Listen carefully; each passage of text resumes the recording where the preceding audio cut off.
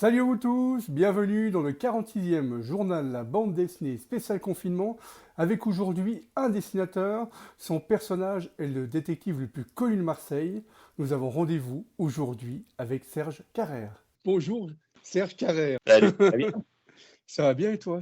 Ça va. Hein. Le beau temps est revenu, donc tout va pour le mieux. Le confinement est plus doux avec le soleil. Oui, parce que toi en fait comment se passe ce confinement? Moi, je travaille normalement en atelier. On est 12 personnes en plein centre de Toulouse. Pas que des auteurs BD, il y a des auteurs BD et puis des graphistes. Et dès que le confinement a été lancé, chacun a récupéré son matériel et est allé chez soi. Mhm. Donc moi, j'ai la chance d'être dans une maison avec jardin, un peu à l'extérieur de Toulouse. Et c'est beaucoup plus agréable que ceux qui sont coincés en appartement, ça je le reconnais. Quoi. Donc jusqu'à présent, le confinement se passe bien, je bosse toujours, donc à part que ce n'est plus le même endroit de travail, Mhm. mais c'est vrai que quand on dessine toute la journée, que ce soit à l'atelier ou à la maison, on dessine. Quoi. Oui. Le confinement se passe, puis les jours passent. Là, en début de confinement, j'étais en bouclage en plus du prochain Léo Loden. Et donc, les 15 premiers jours du confinement, j'étais vraiment bien dans mes starting blocks. Je faisais mes planches, tout ça. Donc, il y a eu après un jour ou deux, comme toujours, un souffle. Et ensuite, j'ai repris mes projets, parce que j'ai des projets en cours. Et donc, je les développe là. Et là, je reçois aujourd'hui le scénario du prochain Léo, déjà. Donc, Ah, on va génial. en discuter. Mais en même temps, j'avance mes autres projets. Donc, le travail est toujours là. Quoi. Mhm. L'activité est omniprésente.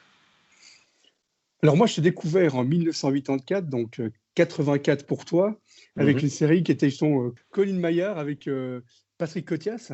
Ouais, Et c'est vous ça. avez fait deux albums. C'était un peu tes débuts dans la bande dessinée. Complètement. J'ai débuté avec Patrick. Donc, on s'était rencontrés au Festival d'Angoulême. On présentait chacun de notre côté des travaux à Dupuis. Et puis, donc, Patrick avait vu mon dessin, ça y avait plus, donc il m'avait contacté. Et ensuite, les éditions Milan, qui sont une maison d'édition toulousaine, commençaient déjà depuis un an, ils avaient lancé un premier magazine qui s'appelle Toboggan, qui existe toujours. Et là, ils lançaient un deuxième magazine, Mikado, et ils cherchaient du matériel de bande dessinée. Donc, comme j'y allais, je les connaissais, et qui me surveillaient depuis quelques temps. Et je leur ai dit, ben voilà, avec un scénariste, Patrick Otias. Et c'était au tout début de l'essor de Patrick Otias chez Glénat. Donc, il n'était pas encore connu, mais quand j'ai dit Masque Rouge, et ensuite Cette nuit n'est pas bien, il dit, ah, comme ça se passait dans une librairie BD, connaissait, hop. Donc, je dis, ok, Patrick Otias, ben oui, on connaît, on a repéré. Voilà, et ça s'est lancé comme ça. Et on a fait 3 histoires. 2 ont été publiées en album, et une troisième Mhm. n'a pas été publiée en album, parce qu'en 86, les éditions Milan ont décidé d'arrêter la production album BD pour se consacrer uniquement à la presse. Et après, je t'ai découvert avec une autre grande série qui cartonne encore maintenant, c'est Léo Landen. Alors c'est Voilà. vrai que c'est fantastique comme série avec Arleston. Déjà 26 albums de sortie, il y a le 27e qui doit sortir normalement ces jours. Ben, il était prévu normalement Oui, pendant le confinement, mais il sortira fin août. Donc ça va, ouais. il est juste décalé de 3 mois, 2 mois.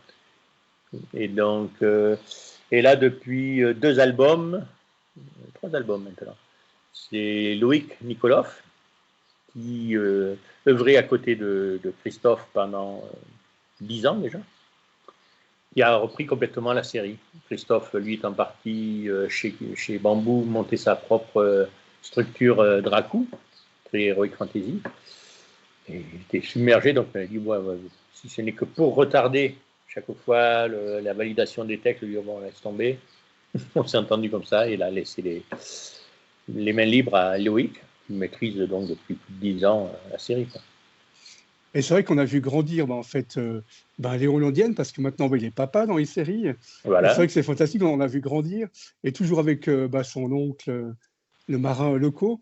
Et c'est vrai que c'est génial parce que c'est en même temps, c'est l'intrigue, c'est une histoire de famille et ça se passe à Marseille. Ça veut dire que Léo est devenu une star à Marseille. En fait, c'est le héros marseillais. À Marseille, il est bien implanté, on va dire.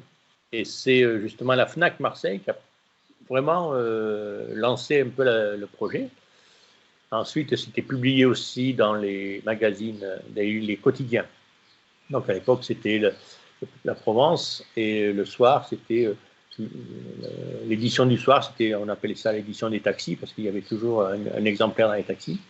Et dès le premier album, hop, il a été prépublié là-dedans, donc c'était une planche par jour, donc il fallait que j'assure à tout prix. Et c'est vrai que ça a permis de bien installer la série et la FNAC a beaucoup joué quand même. Je le reconnais. C'est pour ça qu'il y a eu l'album FNAC spécial, qui au début devait être un album uniquement pour la FNAC Marseille. Et en définitive, les patrons de la FNAC ont dit mais pourquoi que Marseille? Ça nous intéresse. Et donc c'est devenu une opération qui était sur toutes les FNAC de France et de Belgique, entre autres. Peut-être en Suisse, je ne sais pas si vous avez les FNAC aussi implantés. Oui, on a aussi, oui. Et ensuite, Léo, on s'est dit on va le faire balader pour pas qu'il soit aussitôt traité de Marseillais pur, donc il se balade. Donc, et c'est vrai que dès qu'on touche des villes, les gens de Lille, de Strasbourg, de Toulouse, de Brest, quand ils ont vu les albums qui dessinent leur ville, ça leur parle. Et donc, de suite, ça permet de s'implanter comme ça, petit à petit. Et nous, ça nous amuse, quoi. Moi, j'adore dessiner d'après photo, donc découvrir les architectures, tout ça, ça me plaît bien, quoi. Et c'est juste, si je ne me trompe pas, l'album qui va se sortir, il se passe à 7. Voilà. Ouais. Les temps de taux, et c'est sur les huîtres, moi qui adore les huîtres. Ouais. Donc j'ai appris des tas de choses sur les huîtres, sur la culture, et comment on fait des naissins de bébés huîtres, comment ça grandit, etc. Non, c'était... Et puis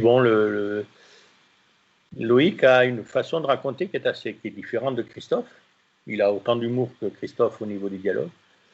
Et j'aime bien les façons dont il traite ses personnages aussi. Il y a vraiment un peu de tout. Je m'amuse toujours autant. De toute façon, dès que je reprends les pages du prochain Léo, je suis content. C'est comme si j'en mets mes pieds dans les Charentaises. Hop, je suis chez moi. Mais c'est vrai que c'est génial parce qu'en fait, tu as créé un polar en bande dessinée, des personnages qu'on connaît bien. Et je trouve que tu as une super patte en graphisme. Et tu as même été plus loin dans tes aventures en polar, vu que tu as fait Private Gods. Tu ne te trompes pas? Avec Didier Chris. Voilà, Ouais. 3 albums. Et c'est vrai que C'est c'est une génial, histoire ça. en 3 tomes. Et ensuite, on devait les reprendre en une intégrale, les 3, agrémentée d'une petite nouvelle qu'avait écrit Didier. Et moi, je devais l'illustrer. Et puis bon, il y a eu un problème, un petit clash entre Mourad Boudjelal et Didier Chris, donc c'est tombé à l'eau. Et sinon, on devait partir sur des histoires en 2 tomes. Voilà, des petites histoires de 2 fois 44, 46 planches qui permettent de développer une structure beaucoup plus forte quand on veut faire du polar un peu plus réaliste, on va dire, même si c'était que du pseudo-réalisme, pas du réalisme. Mais l'idée était super d'avoir un esprit qui était resté pendant 50 ans dans une bouteille de whisky, qui se Ouais, réveille. ouais. C'était génial. Moi, Tu ce te qui laisses me pas. plaisait, c'est que ça permettait de se balader dans l'espace-temps, comme Ouais. la guerre de sécession, ou la guerre d'indépendance. Ouais, il y a l'histoire de la guerre d'indépendance. J'avais été revoir l'histoire du chevalier sans tête, là, Ah oui. de... Cipiolo. Oui, c'est ça, Sleepy Ouais. Hollow, pour avoir des ambiances. J'avais fait des captures d'écran pour pouvoir avoir les images comme ça. Et ça me permet de déclencher mon imaginaire. Moi, j'aime bien avoir ce genre d'images. Et j'ai beaucoup aimé, tu as fait un petit saut dans la SF, la science-fiction, avec L'Héritier des Étoiles. Et j'ai adoré ça parce que c'était surprenant de voir un graphiste comme ça avec toi, parce que c'était plus dans le réalisme. Là, Et de c'était faire ça. justement. C'était génial de dire, voilà, on fait de la science-fiction. Mais d'un autre côté, ça m'a permis de voir aussi mes limites en réalisme. Et l'histoire, bon, là, on l'a fait à 4 mains, c'est-à-dire que avec Wessengel, on écrit le scénario et on dessinait tous les deux. Alors, on se partageait les pages, donc les crayonnés, moi je crayonnais des pages, lui il en crayonnait d'autres, puis on se les échangeait et chacun reprenait un petit peu les choses qu'il nous envoyait. Ensuite, lui, il faisait un premier ancrage, parce qu'il a un ancrage assez nerveux au tubulaire, au feutre. Et moi, je récupérais tout et au pinceau, je me faisais tout ce qui était les volumes, les éclairages, et comme ça, pour donner un avis complet à. Et c'est vrai que c'était un mélange de deux graphismes, donc c'est assez rigolo à faire. Ah, c'est sympa. Avec Michel Rodrigue, Oui, mais pour des albums de com. ouais. Je crayonne et lui, il dessine, il encre. Mais là, bon, c'est du dessin plus Léo Loden. Ouais. Que je connais mieux. Mais c'est vrai que c'était sympa de te voir dans un. On aurait presque cru que c'était un Star Wars, quoi. Parce que l'ambiance y était, les personnages aussi. Et on voyageait avec les personnages aussi. Ouais, ouais. Mais Wessengel est un grand passionné, admirateur de science-fiction, un gros lecteur, beaucoup plus que moi. Moi, je suis plus polar. Donc, moi, je disais, ah ben tiens, il pourrait y avoir ceci comme idée. Il me dit, non, ça a déjà été fait par tel. Bon. Heureusement qu'il était là, lui, pour dire, non, non, ça, ça a déjà été fait, donc il faut faire. Donc, ça m'a poussé à imaginer d'autres situations. Et au bout d'un moment, on a trouvé quand même un chemin. Et c'est histoire de tatouage qui permettait d'avoir une carte. Ben, c'est un peu comme dans le feuilleton avec les prisonniers qui ont tout tatoué sur eux, le plan de la prison. À part que là, c'était justement la cité, le chemin des étoiles. Et tu as même été le successeur de Greg, parce que tu as fait 3 Achille Talon. Oui, alors il y a eu d'autres. Il y a eu Roger Vidanoché, Oui. moi et Greg, et puis un deuxième que je connais pas. Moski. Voilà. Et là, c'est Dargaud qui m'a demandé si je voulais faire un test. Ils m'ont envoyé les scénarios et moi, j'ai reconnu de suite le travail de Fab Caro parce qu'on avait failli travailler ensemble sur un projet qui n'a pas pris corps. Quand j'ai lu les scénarios de Fabrice, je me suis dit, il faut que je les illustre, ils sont vraiment trop rigolos. Par contre, après, il fallait reprendre les personnages. Alors, j'ai décidé que si je m'essayais de faire du Greg, au bout de 10 pages, mon dessin allait revenir et donc ça allait coincer. Donc, j'ai dit autant partir de suite sur mon dessin. Par contre, j'ai mis un petit bout de temps, j'ai mis un album pour vraiment adapter Achille Talon à ma main. Mais en définitive, c'est ce qu'il voulait. Il voulait qu'on actualise, on va dire, la série. Donc, il y a des petits éléments qui ont changé. Le vieux taco est devenu une décapotable anglaise des années 60, enfin, des choses comme ça. Mais moi, je me suis vraiment régalé parce que Fabrice a l'humour qui va avec Achille Talon. Ça, c'est évident. Par contre, il pensait que ça allait se vendre sur le nom d'Achille Talon, mais non. Il y a une telle production actuellement que si on ne fait pas un minimum de com, alors ils ont fait pour le premier, ça a bien tourné, mais après les deux autres, on dit, ah oui, ça va tourner tout seul, ben non, ça n'a pas tourné. Donc, pour l'instant, c'est en suspens, et puis Fabrice est parti dans d'autres sphères, depuis Zai Zai Zai. Et ce qui est génial, c'est que tu as un album qui est sorti l'année passée, qui s'appelle Les savoureuses enquêtes de Hercule Poirot et commissaire Maigret, si je ne me trompe pas. Ouais, Et c'est ouais. vrai que c'est génial. La trame est sympa, en fait, c'est pour les 10 ans d'émission télé spéciale cuisine. Ouais, Un ouais, seul c'est coup, ça, ils ont c'est ça, ouais. Et c'est vrai que c'est excellent parce que on retrouve ta patte avec les enquêtes. C'est vrai que c'est génial parce que c'est une très belle enquête. Et c'est un bel album aussi. Ah, c'est un huis clos à la Agatha Christie et les 10 petits nègres. Ouais. D'ailleurs, c'est en troisième ou quatrième page. Il y a le générique qui apparaît comme dans le cinéma. Et Oui. les 10 petits chefs. Et j'ai écrit 10 petits nègres. Il y a une mince. J'ai à refaire. Ouais. Et ça, c'était la petite anecdote. Mais sinon, ouais, je me suis amusé. Et là, pour l'instant, c'est mis de côté aussi. Il y a eu le Léo entre-temps, il y a maintenant le confinement, enfin, beaucoup de choses qui font que il y a pas mal de choses qui sont mises en attente. Et ma dernière question, est-ce que tu es en train de retravailler sur un album ou sur une série? Alors là, je suis sur des projets pareil, il y en a plusieurs qui ont un peu plus d'un an. Quelques je vais te sortir ça. Voilà, ça c'est le crayonné de ce matin. Bon, je ne sais pas si on les voit. Wow, superbe, ouais. Donc je travaille, tu as un mélangeant bleu et gris, ce qui me permet de Ah, mettre génial. Donc, tu mets le texte, pour en fait. sortir du personnage un peu plus. Ouais.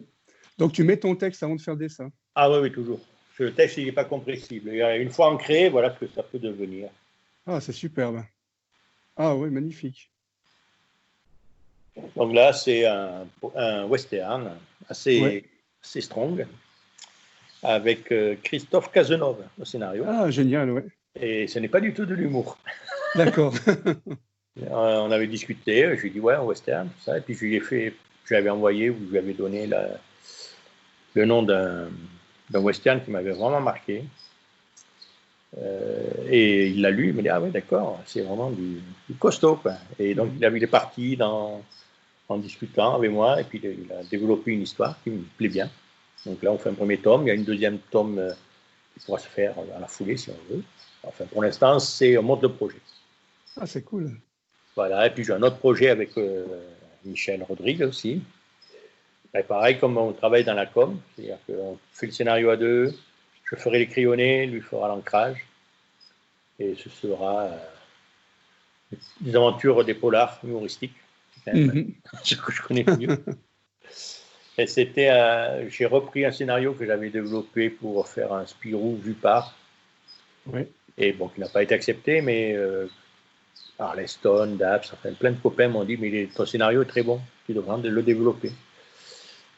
Pour moi, j'ai dit, ok, non, c'était pour Spirou, et en définitive, je le reprends, et ça se passera si accepté, c'est Swinging London, donc le Londres des années 60, parce que je suis un gros fan de musique, je joue dans un génial. et donc il y aura cette ambiance un peu déjantée de l'époque. Ouais. Sex, drogue, and rock and roll. Donc, on va retrouver un petit Beatles dans le coin, alors. Ah, il y aura les Beatles, Oui. il y aura McNeil, les Chapeau Melon. Enfin, ce seront des petits clins d'œil, mais il y aura l'héroïne. Je parle du modèle de l'époque, c'était Twiggy, et elle devient Swiggy. Puis après, il y aura les méchants de l'époque. Je ne sais pas si tu as vu le film Légende avec Tom Hardy. Oui. Mais voilà, on sera ces méchants-là. Enfin, on se resitue vraiment à l'époque. Ah, c'est génial. Ben, on se réjouit de voir ça. Ben, je te remercie beaucoup de nous avoir accueillis chez toi. C'était très gentil. Ben, avec plaisir. Et puis, ben, au plaisir de te voir en live. Ben, ouais, on devait monter à Belfaux cette année, mais bon, Oui. c'est annulé. Voilà. C'est repoussé l'année prochaine. Voilà. Et après, je dois monter normalement, si ça se fait, à Tremblant. Alors, je ne sais pas si c'est Ah oui, oui. ou C'est en Suisse. Voilà. Ça a lieu au mois de septembre, fin septembre. Oui, c'est ça. Donc, septembre, octobre, je ne sais pas trop s'il y aura. Ben, on verra. Si jamais on monte et qu'on se voit, ben, on aura l'occasion de rediscuter. Avec un grand plaisir. Merci beaucoup. Hein. Avec plaisir. Bye bye. Salut.